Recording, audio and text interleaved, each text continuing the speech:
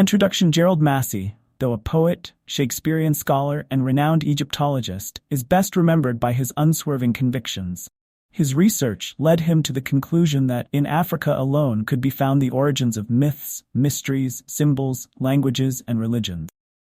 Egypt was the mouthpiece. He did not hesitate to undertake to prove that all Christendom were the dupes of delusion.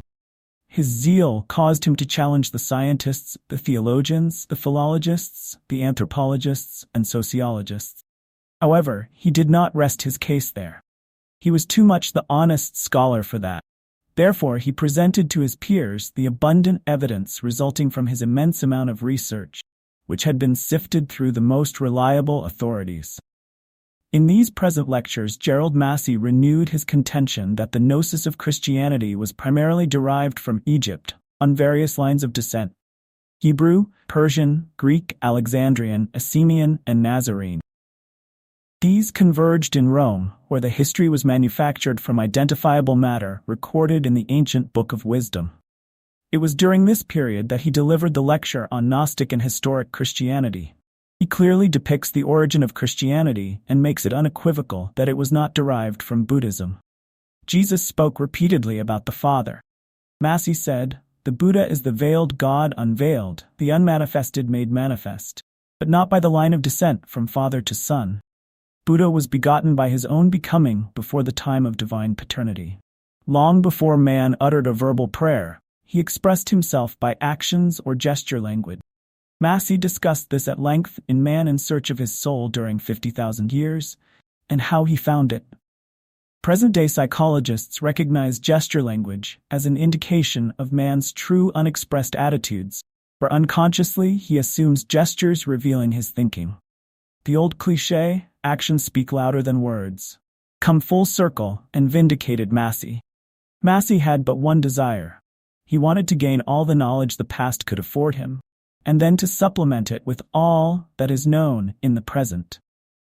He maintained it was impossible to understand the present without a profound knowledge of the past. Unless man comprehended the laws of evolution and past development and of present survival, it was impossible to form an opinion that would be of value to anyone. With patience and determination, he carried this out in all his writings. He had little patience with those who talked of the great occult secret. He was convinced the so-called ancient mysteries were manufactured by pseudo-esoterists and occultists. The only interest Massey took in such matters was to determine how they had originated, to verify their supposed phenomena, and to ferret out their meaning. He insisted the need for mystery vanished with the coming of the printing press and public experimental research. It became a passion with him to publish the facts as he saw them, and then to distribute the knowledge widely. In The 7 Souls of Man, he said, "The modern manufacture of ancient mysteries is a great imposition, and sure to be found out. The mysteries called Christian, I look upon them as the greatest imposition of all." His own meditation on facts of both abnormal or extraordinary nature, which continued and were verified over the years, proved to him that mind existed and operated invisibly. He did not trouble about the other world at all, for it was in this world that people needed assistance. Life to him was not worth living if something were not done to further its work.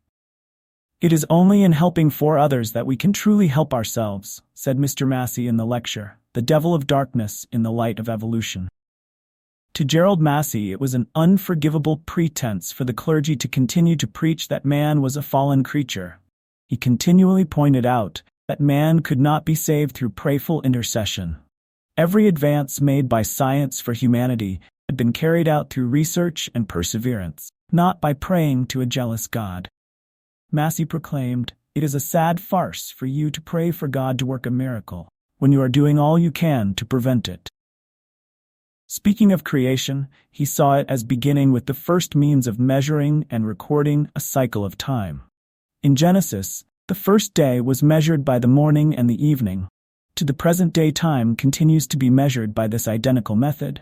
Through years of observation, Massey recorded the outcome of such statements as, "Blessed are the meek, for they shall inherit the earth." He concluded that the meek did not inherit the earth and were not about to. Teachers had been woefully mistaken and unobserving.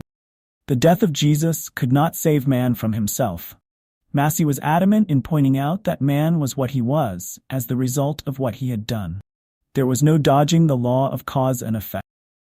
One of Massey's greatest contributions is his lecture on the coming religion.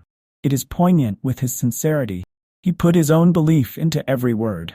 To him, each person must do his own thinking and have absolute freedom of expression. He stressed that the new religion must have sincerity of life in place of pretended belief, a religion of science in place of superstition. This religion will proclaim man's ascent rather than his fall. It will be a religion of fact in the present, not of mere faith, the future. The temple will be what it was intended to be, the human form, rather than an edifice of brick and stone. It will be a religion of accomplishment rather than of worship, and in place of the many creeds, it will be a religion of life. Above all, it will be a joyous religion. To realize such a religion, a man must be honest and courageous, as was Gerald Massey himself.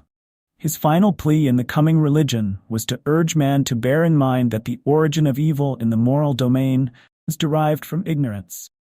It was Hermes who said, "The wickedness of a soul is its ignorance." To this Gerald Massey fittingly added that after gaining the consciousness to recognize the right, then it is man's permissiveness that allows evil actions to take place. Sybil Ferguson.